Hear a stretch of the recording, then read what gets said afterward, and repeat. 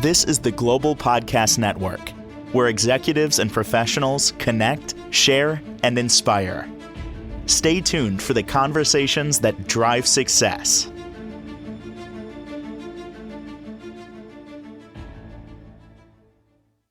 Welcome back to the show. Oscar Swaim joining us here, coaching for relevance. Sorry, Randy, I might have missed that. What were you saying? Oh, no, that's okay. I'm just was just going to give a hint of what where I was going to take this today. Great. Let's tell our audience, what are we taking? Where are we taking it all today? Go ahead. Well, what I will do, and we'll get this started. One of the reasons I'm going to bring this is because it's very aligned with organizational maneuverability, but it's also you'll be aware because after I go over this a little bit, I'm going to mention a couple of things about leadership and what leaders need to be doing right with this, with their people like this. And I've mentioned one or two of those on previous shows, probably quite a while back, but it'll bring some of that back to it. And this really does have an insight relative to leading your teams and people working in perhaps challenging situations or whatever, and in some cases, what the leader needs to be aware of, and to know that they're interacting correctly to bring the person. So just a few things there, and I'll mention a couple of the things after I go over this basic concept and everything. So we'll do that, and like I said, at the end, I'm going to kind of follow up with a little bit of a conclusion that highlights some of the things that I've mentioned before, but some aspects that true leaders perhaps need to be thinking about. And so we'll just go with that. Perfect. Well, thank you so much. And by the way, I want to point out a little bit of your background and what you do, and also your book, film, movie in the works. When is that out yet for us to see? Well, the autobiography is obviously out on Amazon, but the movie is going to be published in about 3 weeks because it's going to be made available to the public December 14th. And Wow. and I've been amazed at people that have seen the little minute and a half, uh, a point about the story and everything, and they can't wait to get the movie when it comes out. And I've been very humbled by that in a positive way. Mm-hmm. Well, But thank yeah, you so much. December 14th is when it's going to be made available. I mean, the movie is complete, and I think that the marketing folks are actually putting that on some of the platforms. It's going to be on yeah, HBO, Netflix, and a bunch more. And people can order it on DVDs and all that. And but like I say, that's going to be made available to the public for their purchases and all that December 14th, which is only about 3 weeks away. So. Wow. This is exciting stuff. And I'm excited for the holiday season and everything. So please, let's get started for today, guys. Great, great. Well, I'll tell you what I want to do is talk a little bit about this because I'm gonna bring an aspect that is sometimes not fully understood with leaders or managers and leaders today. And what I will point out to you, and I'm just going to read you 8 sentences here in a minute. That, but really, this came from when I was listening to an interview with a man named Mark Job, and his wife Sandy was sitting there. But he has a concept, and this can be very unique, and he basically brought it to a faith-based concept. And I'm not going to bring it to that, but when I heard it, I realized that this is huge about leadership. It Yeah. is totally. And so I'm going to bring it just to a leadership aspect of it and everything. But it's um, as I was listening to the interview, everything in that said, "Oh, that is so aligned with kind of a lot of what I've been doing and what Mm-hmm. I've been, talking to people and things like that." And so I'll just kind of share this, and then I'll go over the 8 questions, and then I'm going to be talking a little bit about just some things that leaders need to be aware of and leaders need to be thinking about, kind of thing, because that's what sometimes people don't think about. But what I will say is on this that, like I say, the people on this was Mark and Sandy Job. It was actually a very good interview, but basically in quoting it, he quoted uh, an aspect that he kind of has identified, and I'm giving him total credit on these statements and on this one thing. But then I'll be bringing some leadership aspects to it that sometimes Mm-hmm. people uh, don't think about. But what it is for Mark, he came from a little bit of a struggling early on life, and part of that because he mentioned in this interview, and I think I think I got it correct. He mentioned in this interview that when he was born, his mother was like 14 years old, and Uh, and stuff like that. And so it's just sort of kind of amazing. But what it is and he's actually connecting with people, making them better. In fact, I think he's a pastor now, but he has this aspect that he has kind of created, and I'm going to give him credit for it for this. But it's this aspect of orphan spirit. When you have people in your family or in uh, church, or what I'll do is I'll bring it to your workplace. If you have people in your workplace that are struggling with a certain orphan spirit, um, you got to be able to connect with them correctly. And I'll mention that at the end of this.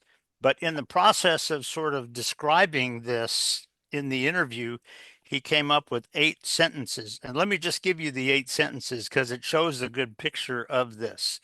When you're talking about perhaps, and he called these the symptoms of the orphan spirit, kind of thing.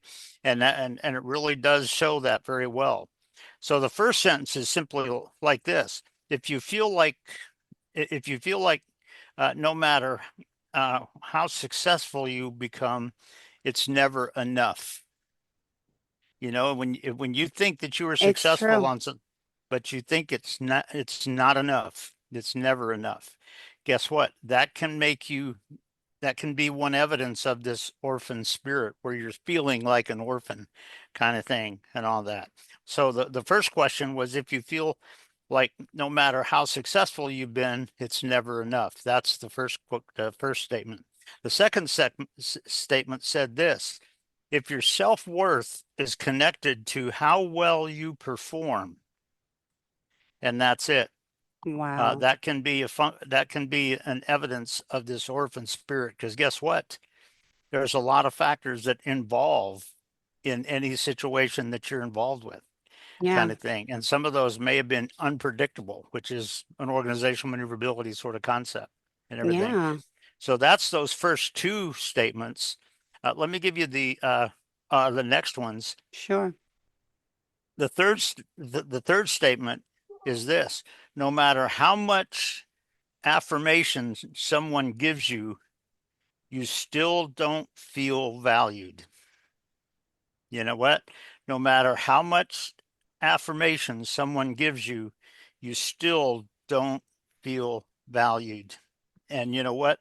That's the third symptom of this orphan spirit. And again, I give him credit for it because he's the one that came up with these, and he's dead right, and he's very aligned with a lot of stuff that I bring and stuff. But it's no matter how much affirmation someone gives you, you still don't feel valued. And that's the third uh, symptom on this. The fourth symptom is simply this: in the hierarchy of your world, you justify stepping on others to get to the top. And that's an interesting point. In the hierarchy of your world, you justify stepping on others to get to the top. Is that how you really get to the top? Not really, but you know what? If that's the way somebody is sort of thinking or coming across as, that's a symptom of the orphan spirit that can be dysfunctional and everything. And so like I said, I just said in the hierarchy of your world, Mm-hmm. you justify stepping on others to get to the top. You know what? That's not how you should get to the top. The fifth sentence said simply this, okay? titles matter to you because you feel less than. Mm-hmm. You know what? If the Yeah. title is all you're about, not the people, then you feel less than in that. Wow. And so it's just something, like I said, these are sentences that he came up with, and I totally give Mark total credit for this. And Mm-hmm. if he ever watches this video, I'm glad to say that. I totally give him credit for it. So again, if titles matter to you because you feel less than, okay. Um, Number 6 says no matter how many times your family or spouse tells you they love you, you still feel unloved. Huh. You know, and that's a sort of a point on this too, and goes with how your team members really feel about you, but what you're feeling of that and what you're kind of sensing of that. So that's another symptom of Mm-hmm. the orphan spirit. That's the number 6. The number 7, every famous person you meet is another notch in your belt, and you name drop to feel more significant. You know, Huh. and let's face it, a lot of people in our society do that. Oh, all the time. It drives me crazy. I'm sorry. It Yeah, does. yeah, It does. it does. And you know what? It's okay Oh. if you spent some time with somebody who's famous, which I've had the opportunity to do that to it. It's great And to it is kind of point. exciting and be It like, but is. not like, oh my God, I'm so cool or like I'm better than you. That's They, exactly the point. That is yes, exactly the point, exactly. my my So, friend. That is yeah. true. Oh, That's yeah. true. And so when you're sitting there and you're trying to say that it's all about you, guess what? That's part of this symptom of the orphan spirit. So if every famous person you meet is another notch in your belt, and you name drop them to feel more significant and try to get people to sort of feel significant for you. And that is the 7th statement. And every one of these are symptoms of the orphan spirit. And if you think about it, statement number 8, and I slightly modified, but it says exactly the same Mm-hmm. thing, because most of this one on his statement, he brought it to, faith-based stuff, but I'm just kind of bringing it to the truth that he mentioned there on here. And, but the 8th one says, when you say truth doesn't apply to you, Mm-hmm. that's not good. And so those are the 8 sentences that he wrote down. And I wrote them down because I said, these are Yeah. absolutely great. And they're very aligned with a lot of what I have brought, kind of thing. Mm-hmm. But when you think about these different sentences and you think about aspects of that in perhaps people that you work with, people that you're connecting with. It might be people in your company or in your team, might be family, who knows, kind of thing. But the bottom line, and if you think about it, there's some aspects about this about how are you really connecting, even with your rising stars, your youth Yeah. when they're coming up, and things of that nature. So if you think about these 8 statements that I just Mm-hmm. mentioned, they are the statements that Mark created, and he totally has my compliments Mm-hmm. for that because they are very aligned with a lot of what I bring and they're very right. But each one of those 8 statements is a symptom of the orphan spirit, where you feel like you're not really part of the family, you feel like you're not really part of the team, you kind of feel over here, kind of thing. Yeah. And Yeah. these all, if you see people on your team that are kind of measuring some of these out or modeling some of these, what are you going to do as a leader? Yeah. And I'm going to bring a couple of things to that because we have to be aware this is a orphan spirit. But the bottom line is one of the things that and you've heard me say this on the Mm-hmm. podcast show before, but if you think about it, as a leader, if your entire mindset is to point fingers at people and dictate to them, and tell them what to do. Guess what? Yeah. You build this, you grow this, not the reality and the success for your team. And the Mm-hmm. bottom line is what you would love to do is to interact with your team in such a way that all of these can be set aside Of and course. they truly become, and they set this orphan spirit aside and truly become something magical. And that's something that a lot of people don't realize, because it's a lot of this can happen when somebody on your team doesn't believe what you're doing. Mm-hmm. But also, if you think about it, and this is another thing that I'll sort of add to it, Sure.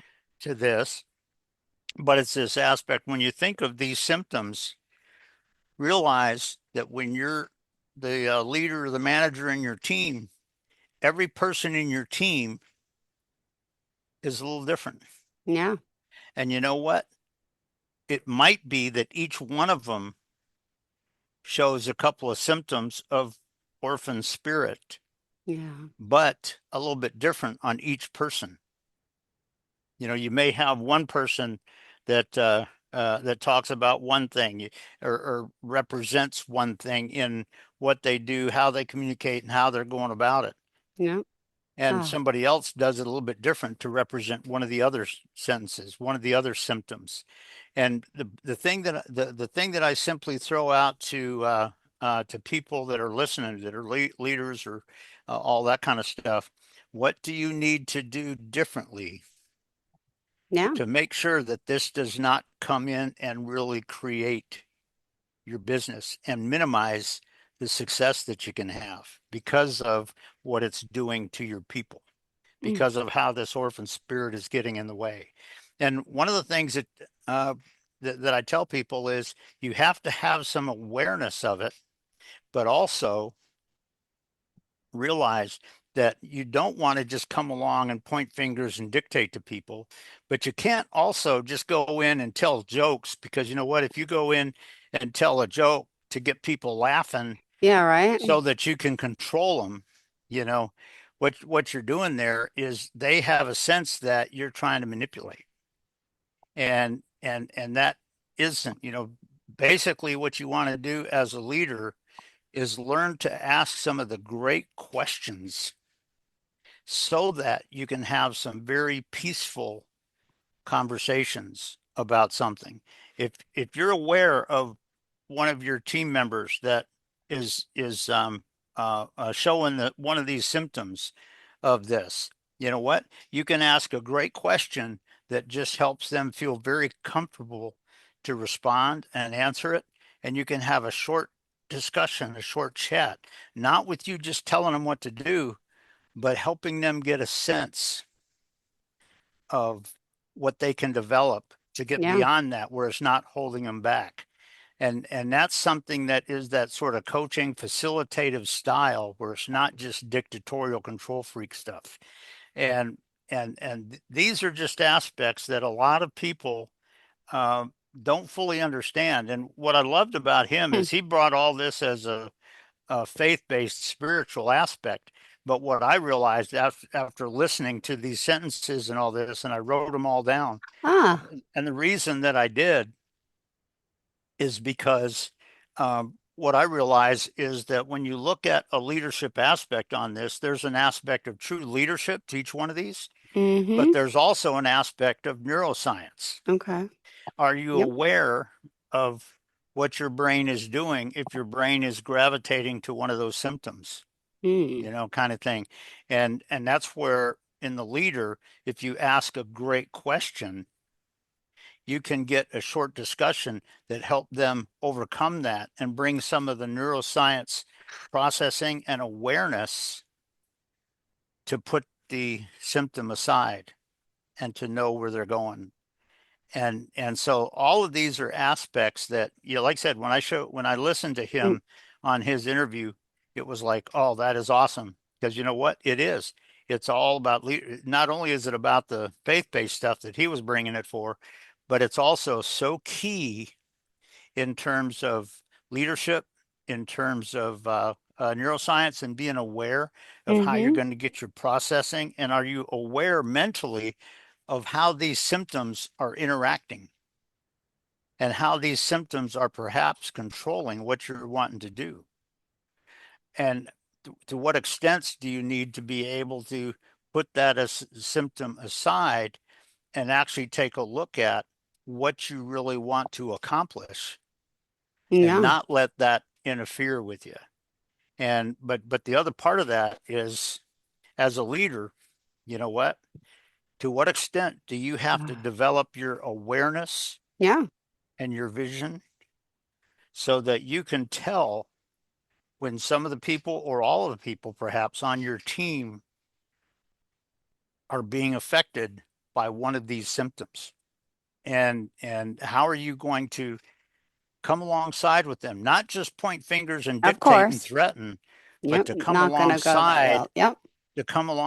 as a friend, as a leader, as a cohort, as somebody who believes in them, that you can help them overcome that and soar past it and Ah. not let it infect them again. And so that's just a key aspect about this whole aspect. Like I said, when I heard him talking about them, and I'll tell you what, if anybody knows Mark and Sandy Job, and if you ever talk to them, tell them they have my compliments. No two ways about it. Because in bringing this up, it was great. They brought it up in a little bit different, a picture, but Yeah. guess what? It's very aligned to both pictures, and Ah. um, and I give him credit for what he came up with on this. And because you know what, when you're talking about organizational maneuverability, and you talk about when things, and this is very common in today's world, when you have things that are a little bit unpredictable, they're sort of variable, they may have factors that come on scene that you Yep. didn't expect and Of that course. didn't fit just a rote academic picture. Mm-hmm. Then guess what? How are you going to be aware that one of these is coming on scene, and what do you need to do about it as a person, as a somebody who may be restricted by the orphan spirit because of the symptom, or how are they going to overcome it, or as a leader, how are you going to help what do you need to do differently? I've already mentioned a couple of things: asking the right questions and having the conversations, not in a way where you're dictating and being a control freak, but how you're being a real aligned partner in what they're doing, and they have a sense of that. And those are just aspects that you have to be thinking about when you're talking about this. And like I said, it's very aligned with organizational maneuverability and things that are just unpredictable and not whatever. But these are aspects that a lot of people that are managers and leaders in our world today don't fully have a picture of, because they're in a lot of them, not all of them, but in a lot of them, their only picture in their mind is, I'm just here to point fingers and tell you what to do. You just shut your brain off and do what I tell you to. And Yeah. you know what? If that's your mindset and that's what you're thinking, you're not being a true leader, because a true leader gets radical success out of the team. And one of the ways that they do that is by connecting with each of their people and helping them overcome any stresses, any challenges, and helping them reach radical success with their part of Yeah. it. And as a leader, you have to be aware of that. And so this, like I said, I just gave Mark Job some some commendation and compliments on that, because I wrote all these down for that reason. I just said, you know what, this is very aligned with all that I do too, and I give him credit for the fact that he put these, but they're very aligned. And so the bottom line, I'll just leave with people. I know the time's getting close, but the for the leaders, how are you going to Yeah. be aware Yeah. that the orphan spirit is sneaking in? And Mm-hmm. what are you truly going to do to help people overcome it? Not only individual people, but the team. And also, go figure, for you, the leader, to overcome it. And also, and this is another sort of aspect about it that's kind of a little bit humorous, but if you look at the people that are your managers and leaders, Yeah. maybe you notice one thing with them. Who knows? I'm not saying you do. I'm not saying you got to really go point fingers or do anything like that. But sometimes you can just have the right conversations. And, sometimes when you have conversations about what your team is doing, with other people, they kind of go, oh boy, Yeah, that, for you know what, sure. I got to do that with my team, kind of Yeah. thing. And radical results can sometimes happen when you do that. So it's really, like I say, it's just this aspect of orphan spirit that Mark came up with. And it's just a good insight, but it's also a good insight when you're a leader, how you truly need to do that. And I brought out a few of the things, part of that. Beautifully said today. Well, as always, thank you so much, Randy. Randy, how can we reach out to you? Well, you can go to my website, coachingforrelevance.com. And if you go on the front page, if you go down to the home page of it at the very bottom, it has my email on it, and it has my cell phone number. If anybody wants to call and just have a chat, we can do that. I'm not going to do any cold sales or anything like that. But if somebody has a need, yeah, I'll come up with a sell thing on it, and if they want to do that, we can do that. But if they just want to have a conversation, we can do that. Wow. Thank you so much. Always a pleasure having you, Randy, and best of luck. And we're waiting for December 14th for the big release, right? Yep. Looking forward to it. Same here. Thanks again. Enjoy the rest of your day, Randy, and happy And you do the holidays. same. It's in the air. I'll talk to you before Thanksgiving. Wait, or no? I Yeah, I'll think talk to so. you next week. Awesome. Yep. Perfect. So, I'm so I'll confused. tell you what, it's just, wonderful. Hope you have a wonderful rest of the week, and my pleasure for you too. And hope you Ditto, have just a ditto. wonderful holiday. Thank you so much, sweetheart. Enjoy the day. Bye-bye. This is the Global Podcast Network, where executives and professionals connect, share, and inspire. Stay tuned for the conversations that drive success.